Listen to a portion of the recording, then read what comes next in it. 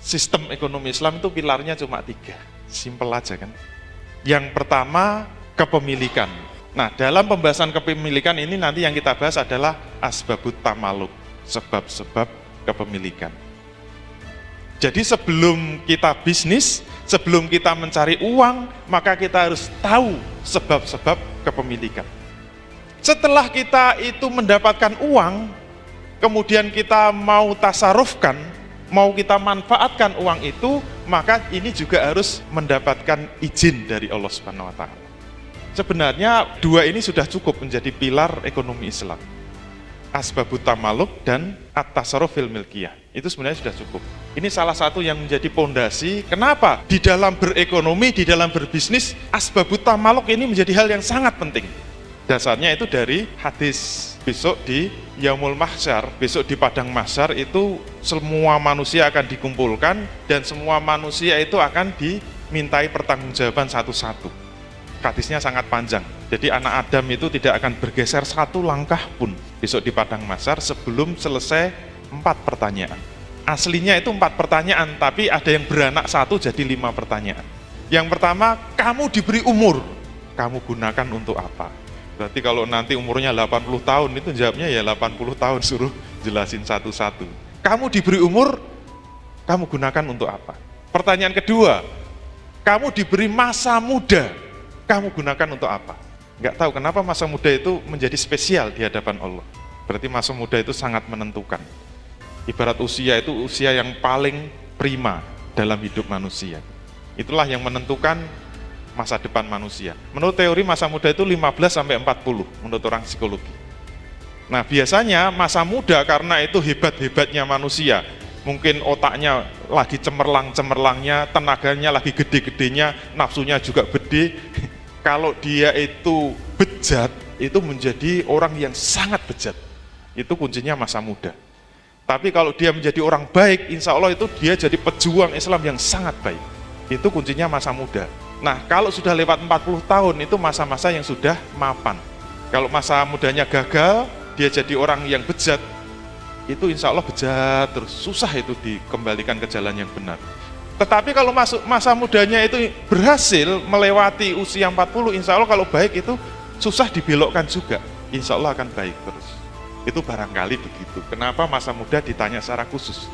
Nah yang paling penting yang ada hubungannya dengan ekonomi, pertanyaan ketiga. Yaitu berkaitan dengan mal, berkaitan dengan harta. Ternyata khusus pertanyaan tentang harta itu buntutnya 2.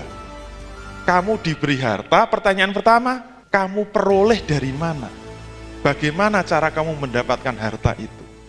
Itu pertanyaan pertama. Pertanyaan kedua, terus setelah dapat harta, kamu gunakan untuk apa? Nah inilah yang menjadi dasar itu. Jadi kalau kita ingin benar di dalam bisnis, benar di dalam mengelola harta, maka yang harus kita tanya dulu, cara memperolehnya itu benar apa salah? Kamu peroleh dari mana? Kemudian setelah memperoleh harta, kamu manfaatkan untuk apa? Itu juga harus benar. Sebenarnya 2 ini sudah menyelesaikan semua problem ekonomi. Tapi kenapa harus ada pilar yang ketiga? Rahasianya, pilar yang ketiga ini untuk menjamin bahwa tidak semua manusia itu bisa terlibat dalam bisnis. Tidak semua manusia bisa terlibat dalam aktivitas ekonomi. Pasti nanti ada manusia yang tersingkir. Yang di dalam ekonomi kapitalisme, kalau ada yang tersingkir, itu tidak ada yang bertanggung jawab. Mati yo dewe gitu. Dalam teori ekonomi kapitalis itu siapa saja yang tidak bisa berperan dalam salah satu faktor produksi, apakah menyewakan lahan atau menyewakan tenaga atau menyewakan modal, maka dia akan tersingkir dari arus perputaran ekonomi. Dia akan keluar dari lingkaran itu dan tidak ada yang bertanggung jawab. Karena teori pasar bebas itu akan bisa menyelesaikan semua problem ekonomi. Pertama adalah produksi, kedua konsumsi, yang ketiga adalah distribusi. Bisa selesai dengan hanya mekanisme pasar bebas. Maka kalau tidak bisa terlibat dalam arus ekonomi itu, dia tersingkir.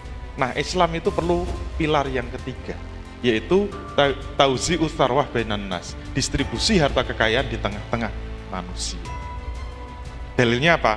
Kaila yakuna dulatan bainal aghniyai minkum. Jangan sampai harta itu beredar di tengah-tengah orang yang kaya saja di antara kamu. Ini memang asbabun nuzul, ayat itu ditujukan kepada Rasul sebagai kepala negara. Maka kalau tidak ada Rasul sebagai kepala negara, pelanjutnya, kepala negara berikutnya. Itulah yang paling bertanggung jawab di dalam distribusi harta kekayaan di tengah-tengah manusia, agar jangan sampai harta itu beredar di Jakarta saja. Di Indonesia itu 70-80% uang itu beredar di Jakarta. Berarti sisanya ya kira-kira 20-30%, nggak tahu yang sampai ke Jogja berapa persen. Itulah 3 pilar di mana semuanya harus mendapat izin dari Allah Subhanahu wa taala. Oleh karena itu, setelah tahu izin dari Allah Subhanahu wa taala, ini bisa kita gunakan untuk menyelesaikan semua problem ekonomi yang tidak bisa diselesaikan oleh kapitalisme, yang hanya menimbulkan hegemoni di dalam kapitalisme.